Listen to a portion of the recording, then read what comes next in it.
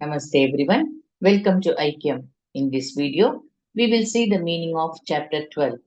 Om Shri Paramatmane Namaha Atha Dvadashodhyayaha Bhakti Yogaha Arjuna Uvacha Evam Satata Yuktaye Bhaktasvam Paryupasate Ye Chapyaksharamau Vyaktam Teshanke Yoga Vittamaha.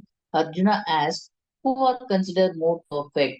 Those devotees who worship you and are thus always united with you in love, or those who worship the eternal and indestructible unmanifest. श्रीभगवानुवाच मय्यावेश्य मनो ये मां नित्ययुक्ता उपासते श्रद्धया परयोपेताः ते मे युक्ततमा मताः. The Lord of Sri said, those who surrender themselves to me and fix their total devotion on me and worship me eternally with their minds absorbed in me, I consider them to be the most devoted to me. Ye tvaksharamanirdesyam avyaktam paryupasate sarvatra gamachintyancha kutasthamachalan dhruvam. Controlling all senses and being equally disposed to everyone, such person at last attain me.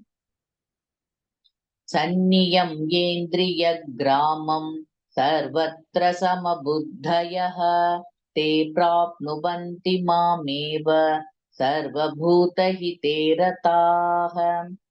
However, those who are devoted to the unmanifest and that which is beyond all senses and pervading also attain me. Kleshodhikatarastesham avyaktasaktachetasam avyakta hi gatir dukkham dehavadbhiravapyate. But those who are absorbed in the unmanifest face excessive tribulation as for embodied beings. The path of that course is difficult to tread. Ye tu sarvani karmani mayi sanyasya matparaha ananyenaiva yogena madhyayanta upasate. But, O Arjuna, those whose minds are absorbed in me in total faith and who is engaged in the devotional service, they are unto me. Teshamaham samuddharta mrityu samsara sagarat bhavami nachirat partha maya veshita chetasam. For them, I give the deliverance from the cycle of birth and death. Who is in the total faith, I will liberate them. Mayyeva mana adhatsva, mayi buddhin niveshaya, nivasishyasi mayyeva, atavurdhvanna samshayaha. Fasten your mind exclusively on me and place your intelligence in me, and you will then reside with me forever.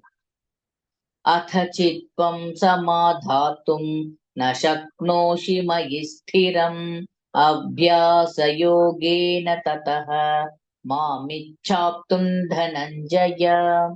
O Partha, if you are unable to fix your mind steadfastly on me, then pursue the discipline of Bhakti Yoga, and you will be on the right path to realizing me.